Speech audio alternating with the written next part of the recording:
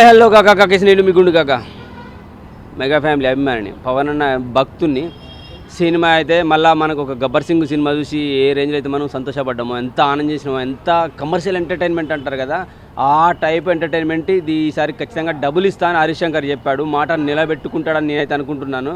పవన్ అన్న భక్తుడిగా mega family అభిమానిగా 100% సినిమా అయితే బ్లాక్ బస్టర్ కాబోతుంది. స్క్రీన్లో అయితే అన్ని హౌస్ఫుల్ అయిపోయినాయి. ఐమాక్స్లో పొద్దున్న 7 గంటలకు వచ్చి కూర్చున్నారు కాక సినిమా 8 గంటలకైతే 7 గంటలకి వచ్చేసి కూర్చున్నారు అందరూ.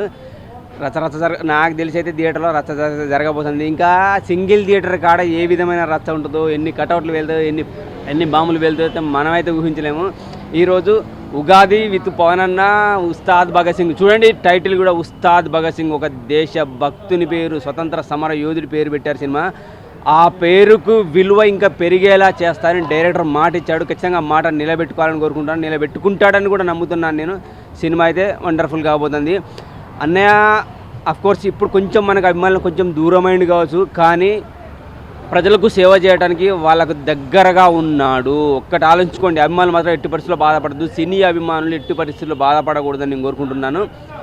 ఖచ్చితంగా ఈ సినిమా తర్వాత కంటిన్యూ సినిమాలు చేస్తా అంటున్నాడు. నా డేట్స్ అరేంజ్ చేసుకొని నన్ను పిలవండి, నా టైం ప్రకారం మీకు ఎన్ని సినిమాలు అంటే అన్ని సినిమాలు చేస్తానని మాట కూడా ఇచ్చాడు అనమాట ఈవెంట్లలో. ఖచ్చితంగా మాట నిలబెట్టుకుంటాడు. అభిమానం అన్న మనకు దూరమైందని బాధపడకండి.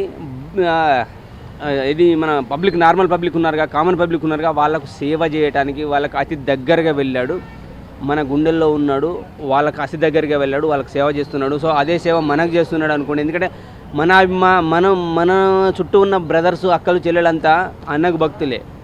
ఇప్పుడు ఆ భక్తులకి డైరెక్ట్గా ఒక దేవుళ్ళలాగా సేవ చేయడానికి వెళ్ళాడు. ఆ సేవలో ఇంకా ఎదగాలని కోరుకుందాం, సినిమాలు ఇంకా కంటిన్యూ చేయాలని కోరుకుందాం. ఇండస్ట్రీలో సచిన్ టెండూల్కర్ ఎలాగైతే క్రికెట్కి దేవుడు అయ్యాడో, ఇండస్ట్రీలో సినిమా ఇండస్ట్రీకి అన్నయ్య దేవుడు లాంటి వాడు, దేవుళ్ళలాగా మారాడు. అలాగే నార్మల్ పబ్లిక్ కూడా అలాగే మారాడు అనమాట. సో జై ఉస్తాద్ భగత్ సింగ్, జై పవన్ కళ్యాణ్, జై mega family. Thank you very much.